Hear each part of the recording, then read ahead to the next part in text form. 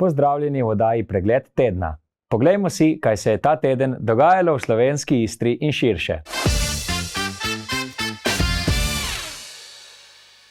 Slovenska vlada je na dopisni seji potrdila zakon o ratifikaciji mednarodne konvencije za nadzor in upravljanje ladijskih balastnih voda ter usedlin, s katerim želi okrepitev pravnega okvira za zaščito morskega okolja. Balastne vode so prepoznane kot ena glavnih poti vnosa tujerodnih vrst in škodljivih snovi v Jadran, kar lahko povzročijo ekološke in gospodarske posledice, saj slovenska obala zaradi svoje majhnosti in občutljivosti nanje bolj občutljivo reagira.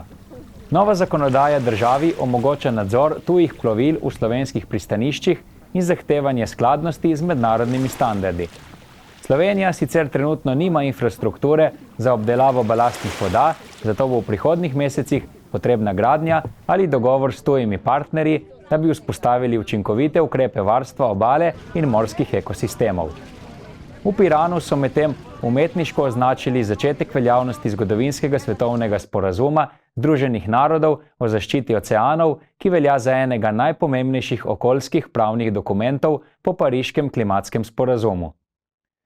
Ta mednarodni dogovor, ratificiran strani najmanj 60 držav, uvaja pravno zavezo k varstvu odprtega morja in omogoča vzpostavitev morskih zatočišč za ohranitev biotske raznovrstnosti. Dogodek, ki je v veljavo stopil pred dnevi, je Greenpeace Slovenija skupaj z lokalnim umetnikom Danielom Gambocem Gregoričem označil s 45-metrsko ulično poslikavo kot simbol globalnega prizadevanja za zaščito oceanov in poziv k hitremu uresničevanju ciljev do leta 2030. Cilj je, da do takrat zaščitijo 30% oceanov. Globalno praznovanje vključuje umetniška dela v 13 državah kot vizualno sporočilo o potrebi hitrega ukrepanja za zaščito morskih ekosistemov.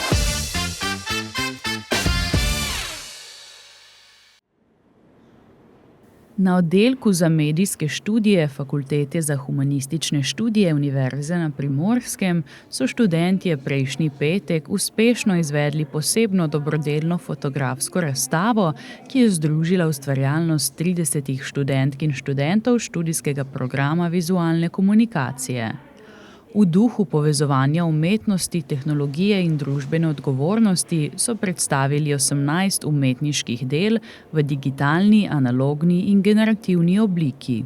Če gledamo recimo analogne fotografije, so same po sebi umetnost, ker to ni nobene pomoči. Recimo pri digitalnih fotoaparatih imajo vsi že to sami poštimano, se pravi recimo izostritev, svetlobo, vse te stvari. Večina starih analognih fotoaparatov rabi to fotograf oziroma tisto oseba, ki to uporablja, sam nastaviti. In je zelo razprava, kjer je v bistvu težje, kaj je iz česa, kje ima fotograf več vpliva na to, kakšna slika nastane. Potem seveda zraven pride še generativna slika, ki pa seveda ima pa na koncu zelo malo v bistvu tisto ustvarjalec samega vpliva, samo napišeš prompt in potem je zelo na tem, kako se umetna inteligenca odloči, v bistvu, kako umetna inteligenca ta prompt interpretira in ima zelo malo vpliva sam ustvarjalec. Tako da v bistvu vse tri stroke oziroma vse tri načini ustvarjanja fotografij so sami po sebi v bistvu, da se lahko razpravlja o njih na svoj način.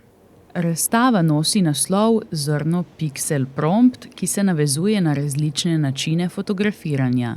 Zrno v primeru analogne fotografije, se pravi ta način, se pravi na film, ta star način, ko bo potem to treba razviti, se pravi pixel v primeru digitalnih fotografij, ki vse nastane elektronsko, potem to nastane na pixlih, se potem to sprinta, se ne rabi nič razvijati, in prompt kot za umetno inteligenco, da se samo napiše v tisto polje ta prompt in potem pač umetna inteligenca sama generira sliko. Mi smo potem samo prompt prilagajali, da smo dobili tako sliko, kot smo jo hoteli.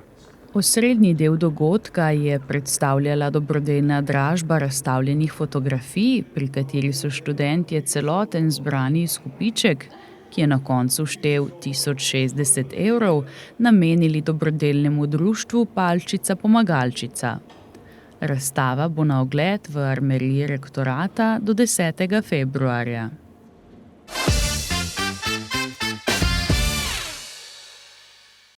Začetkom februarja se obetajo spremembe delovnega časa v 142 slovenskih poštah. Teh sicer ne bodo občutili na pošti pri glavni železniški postaji v Kopru, kjer bo urnik ostal enak, torej med tednom med 8 in 19 uro.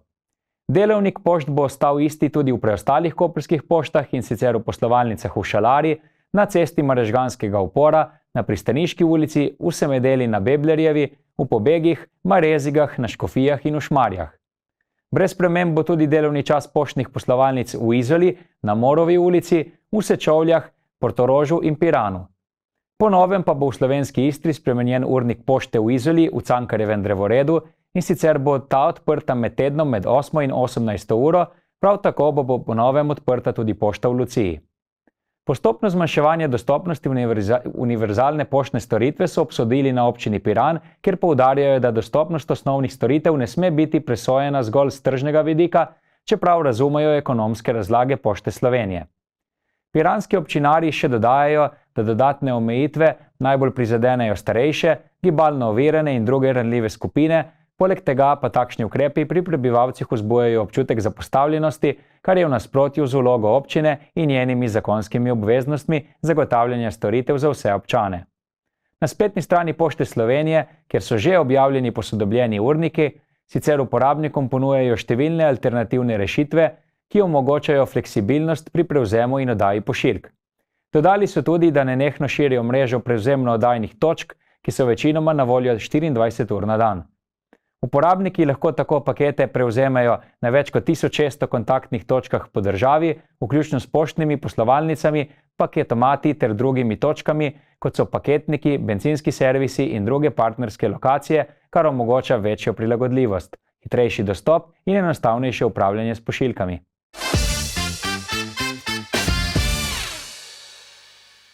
Župan mestne občine Koper, Aleš Bržan, je sporočil, da nadaljujejo sanacijo ceste Vanganel-Hliban, ki bo trajala predvidoma do poletja. Sanacijska dela v vrednosti nekaj več kot 1 milijon evrov bodo zajela rekonstrukcijo dotrajane lokalne ceste skozi naselje Guci v Vanganelu v dolžini 600 metrov, poskrbljeno pa bo tudi za javno razsvetljavo in ureditev odvodnjavanja meteornih voda na območju Hlibana oziroma zgornjega dela naselja Stari Guci. Na delu ceste, kjer prečni profil to dovoljuje, je v načrtu tudi izgradnja pločnika. Pomembno je vedeti, da bo v času del na posameznih odsekih ceste veljala popolna zapora prometa, obvoz pa bo urejen skozi Čentur. O sami lokaciji fizične zapore in njenem trajanju bo izvajalec del krajane in krajanke sproti obveščal, na signalizacijo, ki bo voznike usmerjala na obvoz Čentur, pa naj bodo pozorni tudi ostali uporabniki ceste. V mestni občini Koper se vsem udeležencem in udeleženkam v prometu zahvaljujejo za strpnost in razumevanje.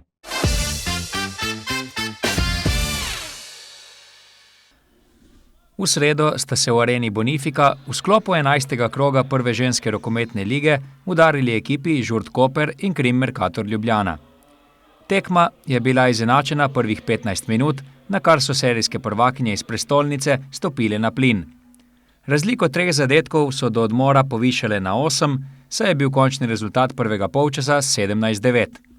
V drugem delu smo pričakovano spremljali enosmeren promet, Ljubljančanke so prednost višale in višale, na koncu pa so slavile z visokih 39-20.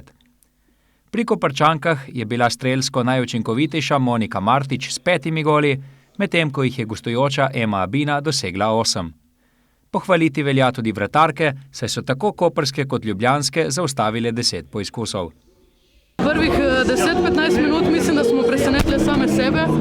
Res nam je šlo vse, kar smo si zadali in pa se je seveda kvaliteta prevesla na njihovo stran.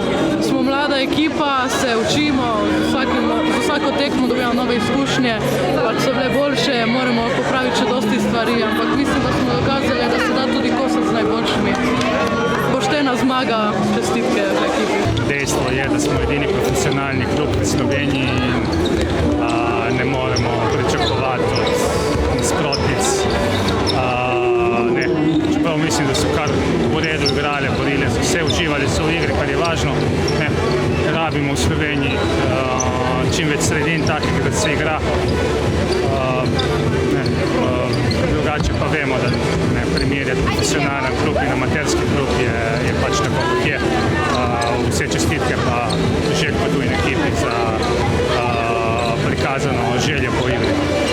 Tekme proti favoriziranemu Krimu, rednemu udeležencu Lige prvakinj, so za nasprotnice v slovenskem državnem prvenstvu vedno posebna čast. Ta privilegij so imele v sredo tudi številne mlade koprske rokometašice, ki imajo tako možnost moči meriti z najboljšimi predstavnicami tega športa. Se mi zdi, da smo se potrudili po svojih najboljših močeh in pokazali, da tudi mi znamo igrati proti neki taki ekipi, najbolj pomembni. Ja, veliko je pri vas tudi mladink, ki dobivate prepotrebne izkušnje v prvi ligi. Kako je igrati takšne tekme? V neko veliko čast nam je igrati za članice in proti taki ekipi, neverjetno. Tudi sami ste vstopili v drugem polčasu, nekaj lepih zadetkov tudi iz 7 metrov, ste jih analizirali kaj? Ja, valjda, vsak dan, ne. Pač malo sreče, malo tudi znanja, sam da je šlo v golno. Seveda, nekatere punce imajo tle olimpijske medalje, mislim, to je neverjetno, da igraš s takimi zvezdami, konec koncev pa še tifozi Kopra so nas prišli podpirati. Super vzdušje, super tekma, res, super. Krimovke so kot edine 100% skupičkom na vrhu lestvice z 20 točkami, 18 imajo Ajdovke, Koprčanke, ki so v jesenskem delu zmagale na prav vseh tekmah, pa so 16 točkami tretje. V naslednjem krogu varovanke Željka Zirduma čaka prav primorski derbi z Ajdovščino, ki bo odločal o drugem mestu po rednem delu. Zdaj vas čaka derbi z Ajdovščino, kaj pričakovati? Napeto tekmo, borba do konca, do zadnje sekunde. Kakšen bo cilj Kopra, potem tudi v drugem delu? Biti druge. Prve, no, če nam vrata. Ja, zdaj vas čaka še tekmo v Ajdovščini, pa potem tista s Ptujem in konec prvega dela, katerega ste odigrali res uspešno. Ja, res je, zdaj nas čakajo še 2 res težke tekme. Jaz upam, da odnesemo vse 4 pike domov v Koper, oziroma tukaj ostanejo in da nadaljujemo drugi del še več zmagami. Tudi sami verjamemo, da bo Koprčankam z enako vnemo in predstavami, kot so jih kazale v prvem delu prvenstva, tudi uspelo doseči vse zastavljene cilje.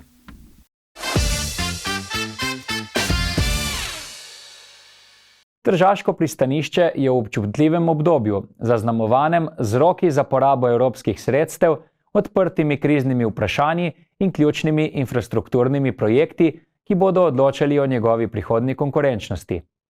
Novo vodstvo opozarja, da se lahko brez železniške postaje pri Škednju, širitve pomolov in javne upravljalske usmeritve, razvoj enega najpomembnejših severnojadranskih pristanišč resno upočasni. Novi predsednik pristaniške uprave, Marko Konzalvo, poudarja, da je 500-dnevna odsotnost stabilnega vodenja ogrozila nekatere načrtovane projekte. Za vodstvo Luke je železniška postaja pri Škednju osrednji infrastrukturni projekt in ključna za nadaljnji razvoj pristanišča. Konzalvo bo najprej preveril, ali so sredstva še zagotovljena in ali so časovnice izvedljive. Gradnjo 8. pomola ocenjuje kot manj tvegano, saj temelji na javno-zasebnem partnerstvu, ki naj bi omogočilo nemoteno povečanje kontejnerskih zmogljivosti. Podaljšanje 7. pomola trenutno še ni financirano, vendar ima pomembno vlogo, zlasti v povezavi z novo linijo ladjarja MSC med Daljnim vzhodom in Trstom. Po Konzalvovih besedah bo prihodnji razvoj pristanišča osredotočen predvsem na 7. in 8. pomol, sodelovanje z MSC pa je za zdaj še na formalni ravni, a z ambicijo, da se v prihodnje vsebinsko poglobi. Pristanišči Koper in Reka sta zanj trenutno tekmeca, ki pa bosta morala v srednjeročni perspektivi prerasti v sinergijo severnojadranskih pristanišč, saj je svetovni trg prevelik in prehiter, da bi severni Jadran ostal razdrobljen.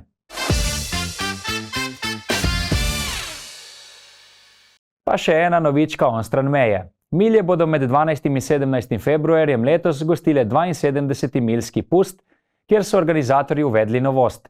Udeležba za tiste brez stalnega prebivališča v mestu bo namreč plačljiva. Župan Paolo Polidori je odločitev predstavil kot ukrep za večjo varnost in omejitev neprimernega vedenja na pustnih večerih. Večerna zabava z glasbo na trgu Marconi in dogajanje za mlajše na Trgu Republike bosta dostopna le po plačilu 10 €, ki ga bodo obiskovalci poravnali preko QR kode v aplikaciji. Dnevni pustni dogodki, vključno s tradicionalnim sprevodom, bodo ostali brezplačni, a bo mesto po določenih urah potrebno zapustiti. Milski občani z območja od Žavelj do Lazareta bodo oproščeni vstopnine in QR aplikacije, ter bodo le z osebno izkaznico lahko vstopali prosto, medtem ko bodo ostali morali predhodno naložiti aplikacijo in QR kodo plačila pokazati ob vstopu ali izstopu iz mestnega središča. Domačini na ruskem polotoku Kamčatka sledeči dogodek opisujejo kot snežno apokalipso. Rekordno sneženje je zasulo mesta, blokiralo ceste in privedlo do razglasitve izrednih razmer, pri čemer se je sneg ponekod nabral do višine stavb. Po silovitem snežnem metežu je bilo območje povsem zakopano, snežne odeje pa so mestoma dosegle višino 3 do 4 nadstropij.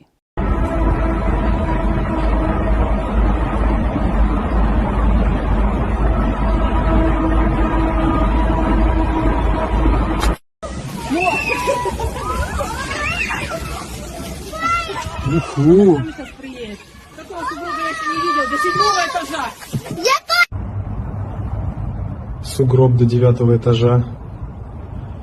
Ничего себе.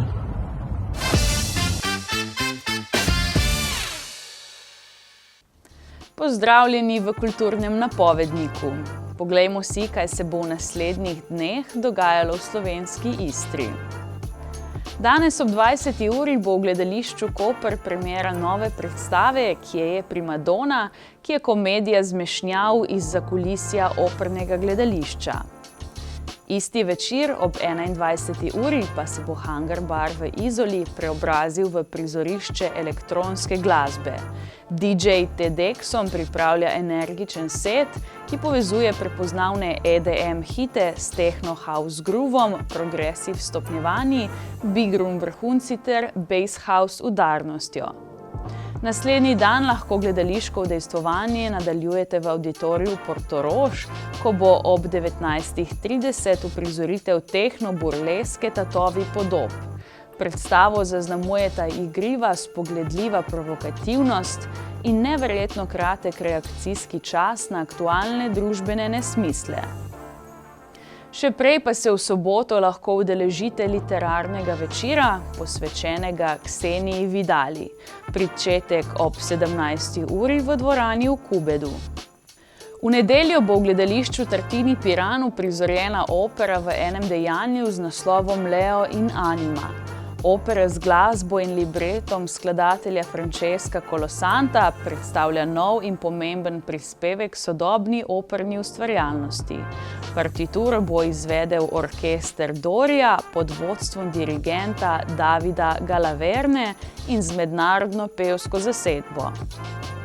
V ponedeljek 26. januarja se lahko odpravite v Art Kino Odeon v Izolo, saj bo ob 19. uri na sporedu projekcija filma Noro. Zabavna romantična komedija gledalce popelje v misli moškega in ženske na prvem zmenku ter razkriva mehanizme, ki usmerjajo njuna dejanja. Naslednji dan bo na istem kraju in ob isti uri film z naslovom Punk pod komunističnim režimom. Dokumentarec prikazuje slovensko punk sceno med letoma 1977 in 1985, ki so jo ustvarili srednješolci, hitro potisnjeni na odre in v konflikt z oblastjo. V sredo 28. januarja lahko pobegnete v prostore JSKD Koper, kjer bo potekal zimski ustvarjalni pobeg. Vodila ga bo diplomirana kiparka Ula Žibert, ki deluje v polju vizualne umetnosti, še posebej v mediju slikarstva in grafike. V četrtek 29. januarja bo v gledališču Tartini Piran v sklopu abonmajskega cikla Piranski glasbeni oder akustični koncert Vlada Kreslina ob spremljavi maestra Iztoka Cergola. Koncert se prične ob 19:30. To je bilo zaenkrat vse, uživajte!